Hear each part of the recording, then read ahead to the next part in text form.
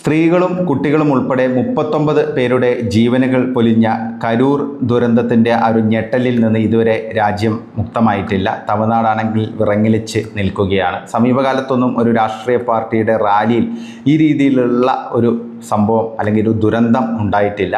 എന്തായാലും ഒരു കാര്യം ഉറപ്പാണ്, ഈ ഒരു ദുരന്തത്തിൻ്റെ നമ്പർ 1 കൾപ്രിറ്റ് വിജയ് തന്നെയാണ്. കാരണം വിജയെ സംബന്ധിച്ച് വിജയ്ക്ക് ഇപ്പോഴും ആ ഒരു രാഷ്ട്രീയ പക്വത കൈവരിക്കാൻ സാധിച്ചിട്ടില്ല.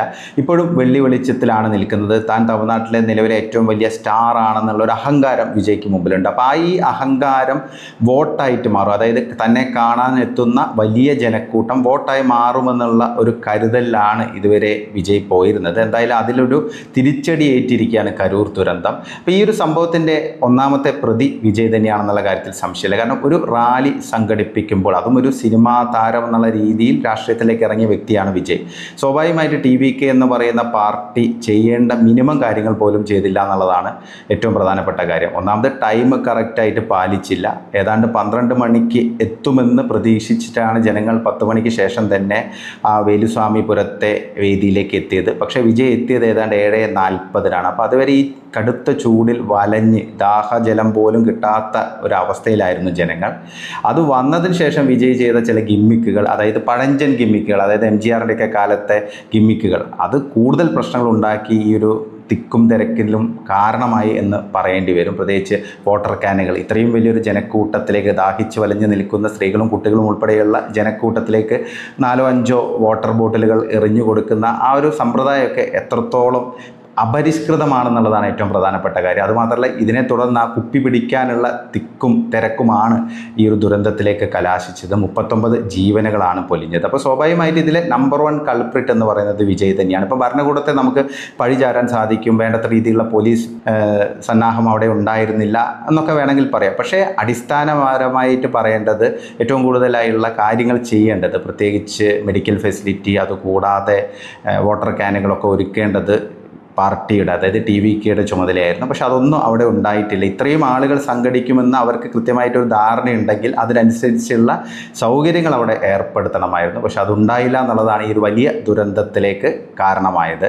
പ്രത്യേകിച്ച് സോഷ്യൽ മീഡിയ വഴി വലിയ പ്രചരണമാണ് നടന്നത് TVKയുടെ ഭാഗത്ത് നിന്ന്.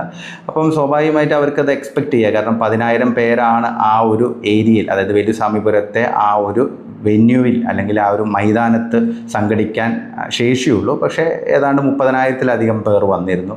അപ്പോൾ ഇതെല്ലാം ആസൂത്രണത്തിൻ്റെ പിഴവ് തന്നെയാണ് സംഭവിച്ചിരിക്കുന്നത്. ഈ TVK എന്ന് പറയുന്ന ഒരു പാർട്ടി, അതൊരു പാർട്ടിയായി മാറിയിട്ടില്ല എന്നുള്ളതാണ് ഏറ്റവും പ്രധാനപ്പെട്ട കാര്യം. അതിപ്പോഴും ഒരു ഫാൻസ് അസോസിയേഷൻ എന്നുള്ള നിലയിലാണ് പ്രവർത്തിച്ചുകൊണ്ടിരിക്കുന്നത്. അപ്പം മറ്റ് രാഷ്ട്രീയ പാർട്ടികൾ കൃത്യമായ ആസൂത്രണത്തോടെ ഇത്തരം റാലികൾ സംഘടിപ്പിക്കുമ്പോൾ ആ രീതിയിലേക്ക് TVKയുടെ സംവിധാനമോ അല്ലെങ്കിൽ വിജയ്ക്കോ മാറാൻ കഴിഞ്ഞിട്ടില്ല എന്നതിൻ്റെ ഒരു സൂചന കൂടിയാണ് ഈ ദുരന്തം ഉണ്ടായിരിക്കുന്നത്. കാരണം ഈ ഒരു സംവിധാനത്തിൻ്റെ ഭാഗമായിട്ട് ഇതൊരു ഫാൻ ബേസ് എന്നുള്ള രീതിയിലാണ് കാര്യങ്ങൾ പോകുന്നത്. കാരണം വിജയെ കാണാൻ എത്തിയവരാണ് കരൂരിലെ ഈ പരിപാടിയിൽ ഭൂരിഭാഗവും ഉണ്ടായിരുന്നത്. അതായത് സ്റ്റാർ എന്നുള്ള രീതിയിൽ ആ രീതിയിൽ വിജയെ കാണാൻ വന്നവരായിരുന്നു.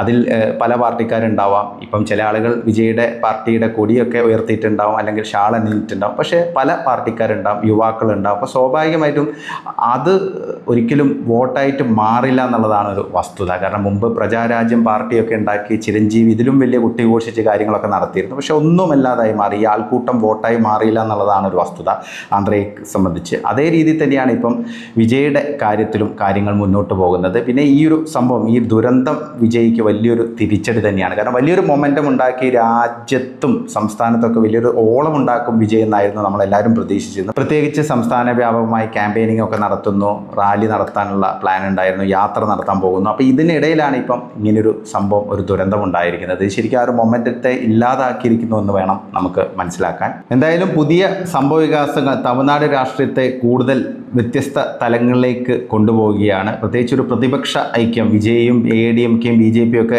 ചേർന്നിട്ട് സ്റ്റാലിനെതിരെ ഒരു പോരാട്ടം നടത്താനുള്ള ഒരു സാധ്യത വരും ദിവസങ്ങളിൽ കാണുന്നുണ്ട്. കാരണം പ്രത്യേകിച്ച് ഈ ഒരു സ്റ്റാമ്പീഡ് ഉണ്ടായതിന് ശേഷം വിജയ്ക്കൊരു പിന്തുണയായിട്ടാണ് ഏറെക്കുറെ BJPയും ADMKയും ഒക്കെ രംഗത്തെത്തിയത്. അവർ കാര്യമായിട്ട് പറയുന്നത് സ്റ്റാലിൻ്റെ ഭാഗത്തു നിന്നുള്ള അടിച്ചമർത്തൽ പ്രതിപക്ഷ പാർട്ടികളെല്ലാം നേരിടുന്നുണ്ട്.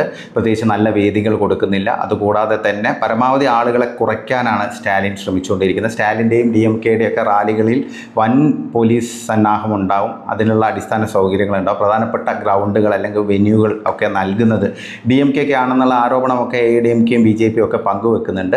എന്തായാലും ഈ ഒരു സാഹചര്യം, ഈ ഒരു സ്റ്റാമ്പീഡിന് ഇനി വിജയ് എങ്ങനെ നോക്കിക്കാണുന്നു എന്നാണ് എല്ലാവരും കാത്തിരിക്കുന്നത്. കാരണം അദ്ദേഹത്തിൻ്റെ ഭാഗത്ത് നിന്ന് ഇനി എന്തായിരിക്കും, ഒരു ഇരവാദത്തിലേക്ക് അദ്ദേഹം പോകുമോ, അല്ലെങ്കിൽ ഏത് രീതിയിലുള്ള ഒരു സമീപനമായിരിക്കും വിജയ് എടുക്കുക എന്നുള്ളതാണ് ഇനി അറിയാനുള്ളത്. പ്രത്യേകിച്ച് സ്റ്റാലിൻ്റെ ഭാഗത്ത് നിന്നും വളരെ കരുതലോടുള്ള ഒരു നിലപാടാണ് ഉണ്ടാകാൻ സാധ്യത. കാരണം പെട്ടെന്ന് തന്നെ വിജയെ അറസ്റ്റ് ചെയ്യുകയൊക്കെ ആണെങ്കിൽ തമിഴകത്ത് അതൊരു വലിയ വൈകാരിക പ്രകടനത്തിലേക്കൊക്കെ പോകാൻ സാധ്യതയുണ്ട്. പ്രത്യേകിച്ച് അത് വിജയ്ക്ക് ഗുണമേ ചെയ്യുള്ളൂ രാഷ്ട്രീയ തലത്തിൽ. തമിഴ്നാടിൻ്റെ ഹിസ്റ്ററി അങ്ങനെയാണ്. അപ്പം ഇപ്പോഴും പൂർണ്ണ തലത്തിൽ തമിഴ്നാട് മാറിയിട്ടൊന്നുമില്ല എന്നുള്ള ഒരു സൂചനയാണ് നമ്മൾ ഈ കാണുന്ന വഞ്ചനക്കൂട്ടമെല്ലാം. അപ്പോൾ സ്വാഭാവികമായിട്ട് അതെങ്ങനെ വരും എന്നുള്ളത് നമുക്ക് കാത്തിരുന്ന് തന്നെ മനസ്സിലാക്കേണ്ടി വരും.